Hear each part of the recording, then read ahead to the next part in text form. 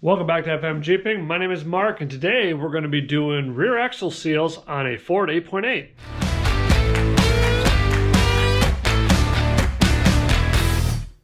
So as you can see, I don't have the Jeep in the garage today. We are going to be doing some service on a Ford 8.8 rear axle on my 2003 Ford Explorer Sport Track. Now, this is kind of pertinent to people who might be considering doing a axle swap in their XJ. For those who have like a Dana 35 factory axle, this is a very good upgrade. It's pretty cheap. Parts are readily available. The other beauty part too is this bolt pattern is the same that's on the Jeep Cherokee. So really, outside of welding on a couple brackets for the axle and plumbing some brakes, it's a pretty straightforward swap. And the Ford 8.8 has got a lot of good aftermarket, and it's a pretty stout axle. So if you've been following, you are kind of aware that I have been a little sparse on videos the last couple weeks, more so a month and a half, because I've been doing a lot of work on my daily driver, started a new job, a lot of other cool things have happened. I partnered up with Swadex work boots, as well as Arc Captain for welding and fabrication material equipment. So as you can see, it's getting a little warmer here in Connecticut. It's starting to thaw out a little bit. FM is finally out of the garage. I got my trailer out of storage. Got some cool mods planned for that thing in the next couple of weeks. Let's go ahead and get this thing in the garage, get it up, get the rear wheels off, and get the rear axle ready to go. So the reason why that I knew I needed rear axle seals is I did a bunch of work in the front end. I did need a new caliper. And when I went to bleed, if you can see right here, all this wet, I thought I originally blew a caliper. However, this is all gear oil. It's all leaking out of the rear of the seal here. It's factory. I never messed with it, so that's why I knew I needed a seal. And since I need to get new seals, I might as well do brand new Timken bearings, which we're going to do. So yeah. Go ahead, get your truck up in the air, get the tires off, put on a podcast, let's get into it.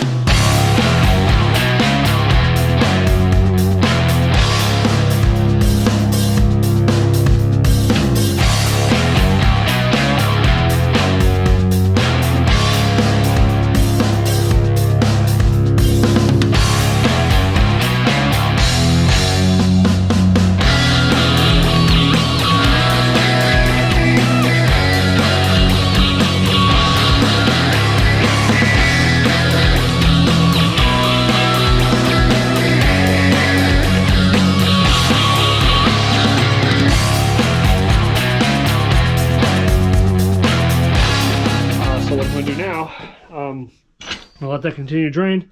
Gonna go ahead and pull these crusty these crusty calipers off and get ready to pop the axles. So if you've never cracked a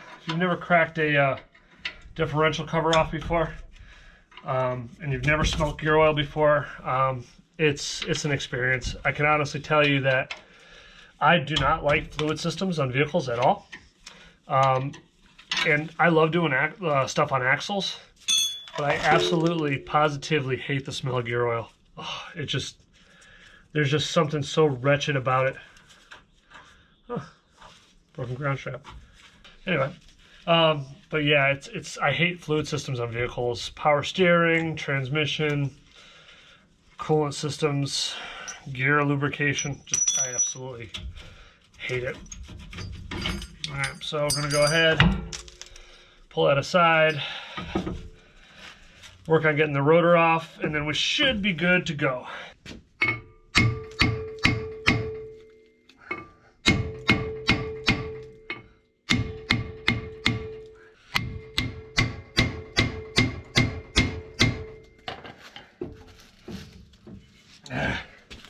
Over your hammer.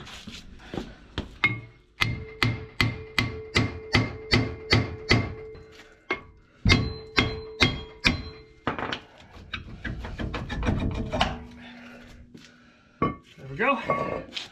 Let's do the other side.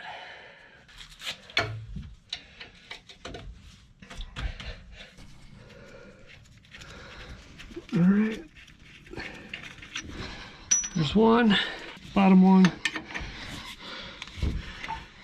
I'm not sure if it changes across years, but these bolts are 12 mil. The lugs were 19 mil. The rear diff covers were 13, if I'm not mistaken. There we go. All right, I'm gonna need 2 hands to get the brake caliper off.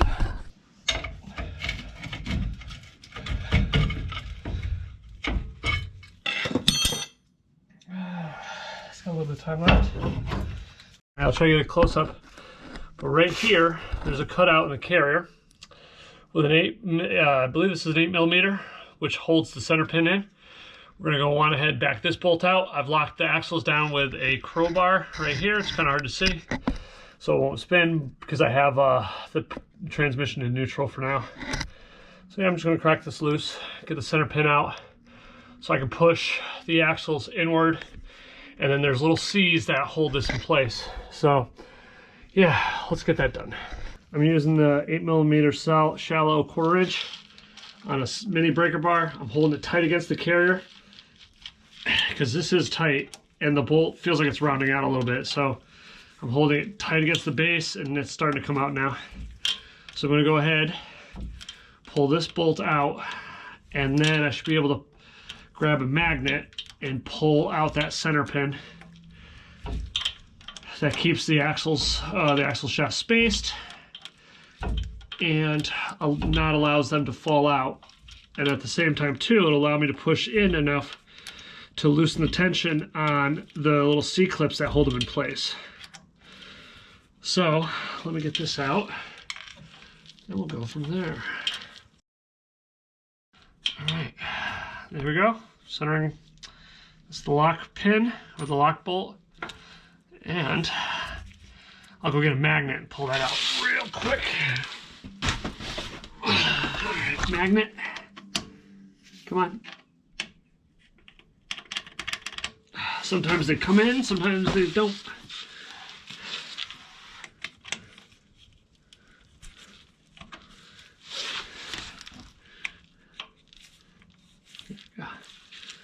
Alright. Here we go. And the pin. Good. So if you can see, I'm going to move the axle, but I'm going to need 2 hands to do this. If you look real close, there's a collar going around it. That's the C-clip that we got to get out. So I'm going to put you down. I'm going to pivot the axle a little bit, the axle shaft, and get that C-clip out.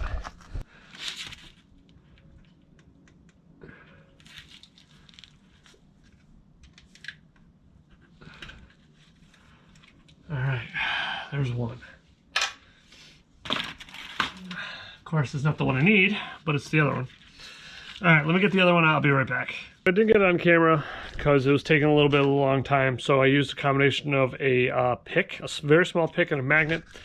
And what I did was I ended up taking the dead blow, giving the axle shaft just a light pop inward, and it actually pushed the axle in enough for me to grab that C-clip fairly quickly.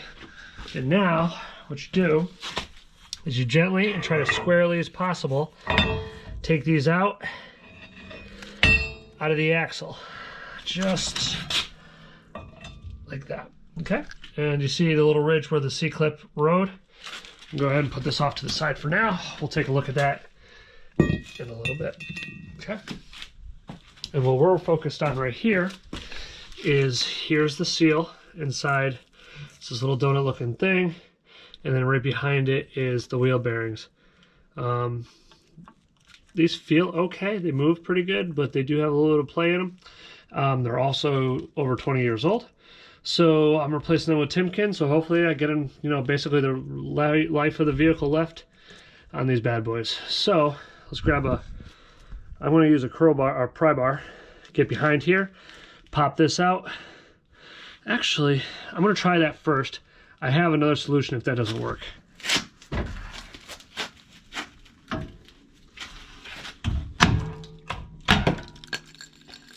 Gone.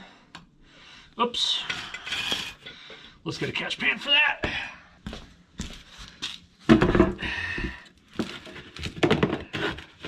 So to get this out, what you're supposed to do is get a bearing puller from behind and use a slide hammer like this. This is a 5-pounder to kind of pull it out. Now they sell these nice, cool bearing pullers that look like this. You back this nut back all the way, or most of the way, and what happens is that this head is on a pivot, you can imagine, like this. You put this through the bearing, and then you tighten this up and against the bearing, and what it does is it kind of like T-locks in and then hammer it down. You just want to find one that is just a little smaller than the axle tube, the inner axle tube, and a little bit bigger than the bearing. And this one looks like it'll do the job. So let's give this one a try. Put it in. I gotta thread it back a little bit more. I put it in all the way, and now it's got a lock on it. But what I want to do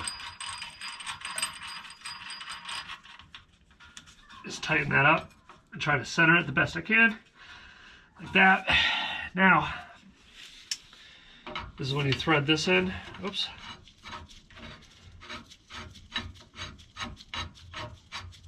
Like so.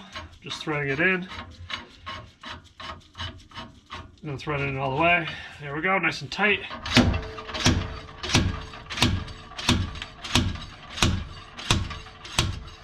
There we go.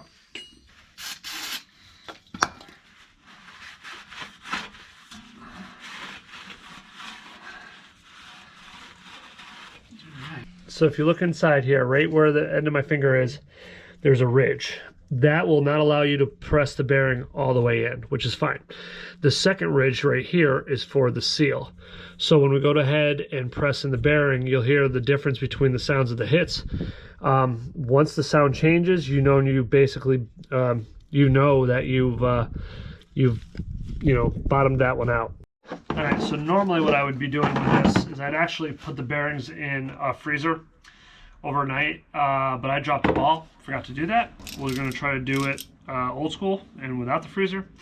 But normally I would, like I said, I'd throw these in the freezer. I'd warm up the housing or the race with a little bit of heat to get the bearing started without a lot of trouble.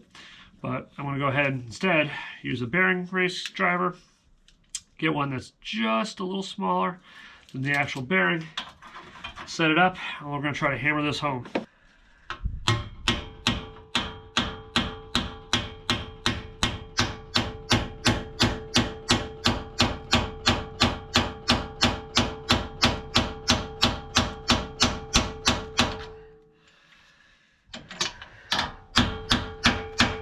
See, the sound changed.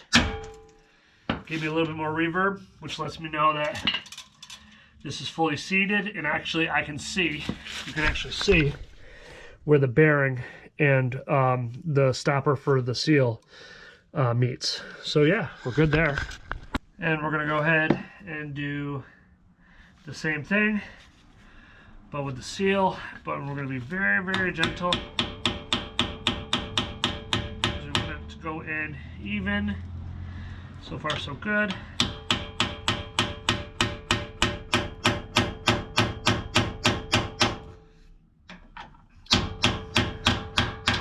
Did you hear how the sound changed again? That lets me know that I'm topped out. So, we're good. The bearing cycles pretty well.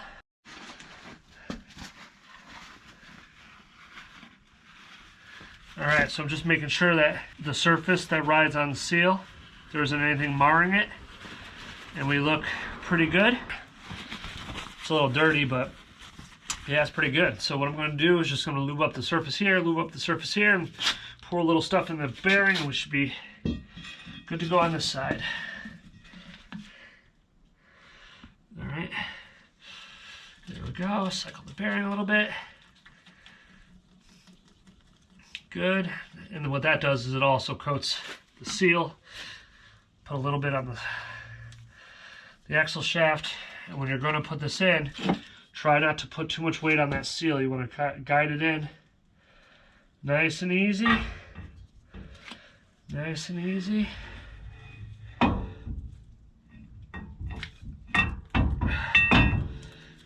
part's not always that easy. There we go. There we go. And rinse and repeat for the other side. So I got the other side all set, all squared away. This one, my garage is at a slight angle, so I had a little bit more pour out on me when I pulled the shaft and the seal. If you notice here, I got the bearing and I got the seal. Now, I used a crowbar or pry bar on the other side and it worked pretty well.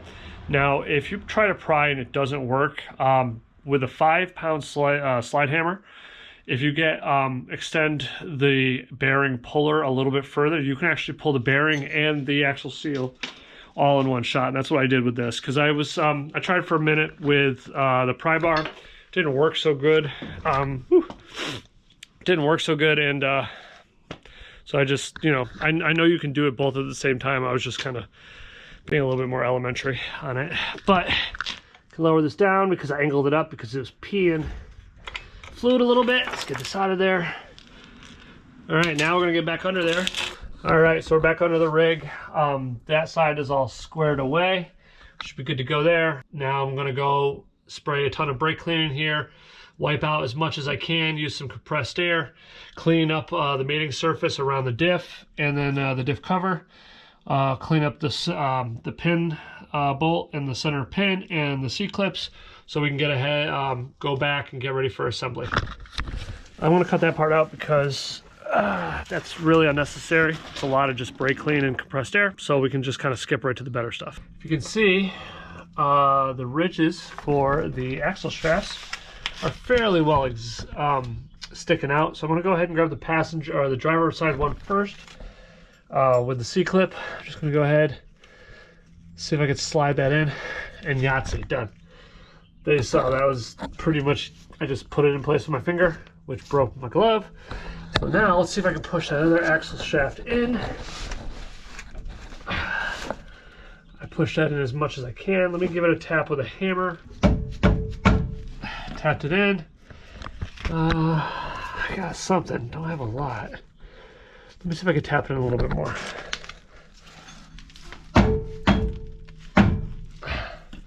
All right, it's a little bit better. Let's see if I can get that. Oops, nope. And my glove broke again. Oops. All right, try again.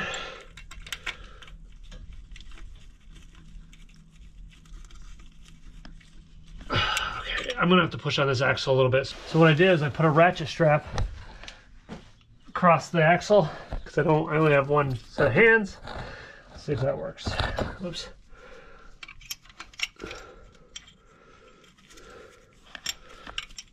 It's tight in here, so it's hard to see.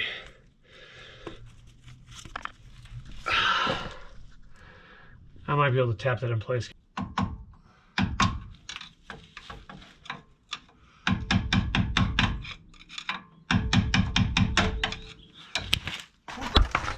Got it. Didn't have to wail on it, just nice, gentle little tapping. Both C-clips are in. And what I can do is I'm going to take the pressure, I'm going to push the axles outward on both sides, get the carrier so I can put the center pin in. All right, let's get the center pin access port. I can see it. A little bit more. Let's make it level. Okay. Cool. There we go.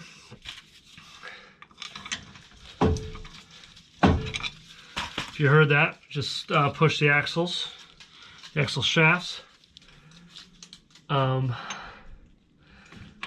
back outwards. And then here is the centering pin. You want to make sure that the hole over here, where is it? Is it the other side? Son of a gun. Close. Hold on. I gotta spin it 180 degrees here. Okay. Yep, there's the hole. As you can see, the center pin has one hole on one side. You want that to line up on the hole.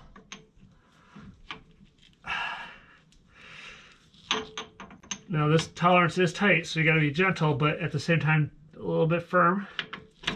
There we go. this, I put a little bit of thread locker on.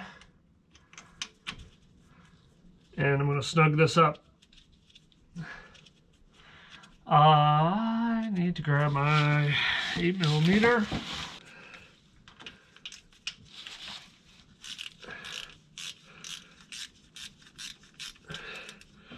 Okay, let's snug it up a little bit more.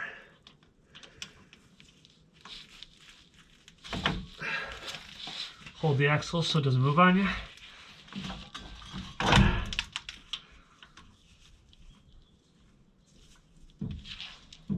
Okay, all snugged up.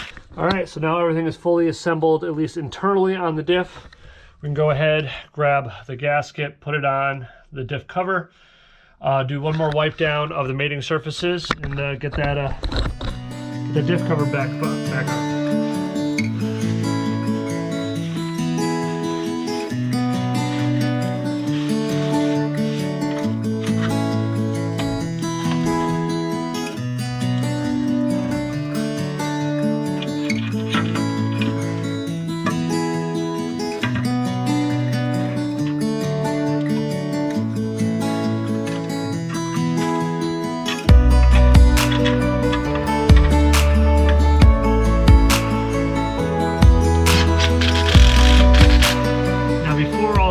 Nazis get me.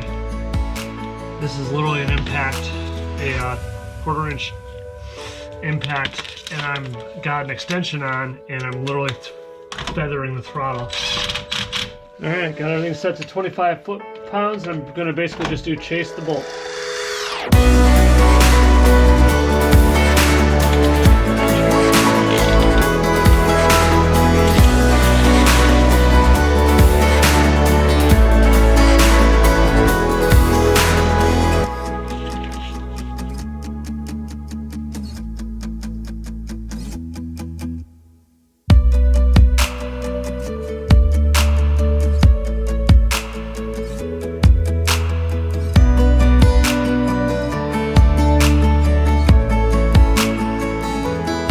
Alright, so now I go ahead, put the rotors back on, put the calipers back on, put the tires back on, and then we can fill it up with fluid.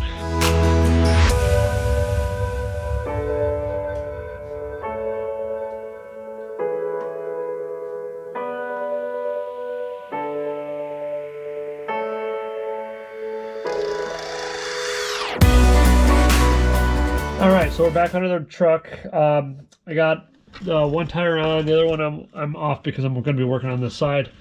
If you're looking at the back of the truck, the fill plug is right here. If you look at the pinion, there's this vein here. Right above that vein is the fill plug. Now, in hindsight, and they normally tell you this, make sure you pop this before you drain all the fluid, because it's not a good look if you have to if you can't refill it. So I'm going to heat this up a little bit, throw a socket or a ratchet wrench on here, break that loose. It also looks like I'm going to need a rear pinion seal here in the near future. I knew that, but I forgot about it. I knew about it, but it slipped my mind. So that's later on.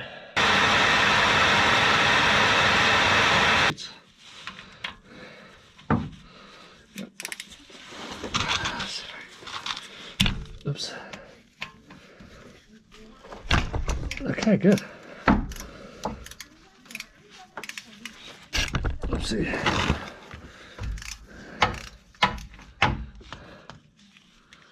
It's a little toasty, but it's coming. Alright, there we go. A little bit of schmegma on there, but not too bad. Alright. So what I'm going to try is a little hose like this on my bottle. It probably should be a little bit shorter, but for all intents and purposes, I think this will work. All right, changing up the old approach here. I got a little 6-inch long hose. Put it in the diff. Let's see if this works. I haven't filled up one of these in a long time, so I'm kind of trying to remember what I used to do. All right.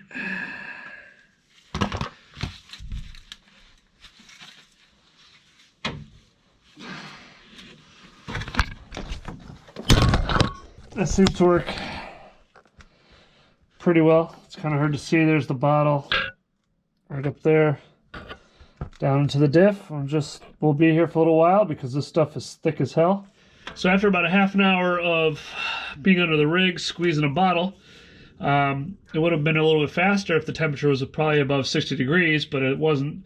So I went ahead, filled this up, and I had a little stream come out here because it was full. Just go ahead, plug that up, and we're pretty much done. All right, so that's it. All I got left is to torque the lugs on the other side, throw the tire on this side, torque them down, and do just one more quick bull check, and I think we're done. A couple of things to keep in mind. If you're going to put diff fluid back in, which you should, definitely wait until, if you can, wait until it's a little bit warmer. I did it the other day. It was about 50 degrees. I topped the rest of it off because I ran low on some. Today, it's over 70, and it flowed way faster, much easier, and that's kind of a given. You know, viscosity obviously is affected by temperature, so the warmer it is, the more fluid the gear oil is, and the easier it is to squeeze out of the bottle. So, with that being said, this job is done. If you guys want a link to any of the stuff that I used, like the slide hammer and the bearing puller, I'm going to leave that in the description below. And that's just about it. So, just like always, catch you on the next one.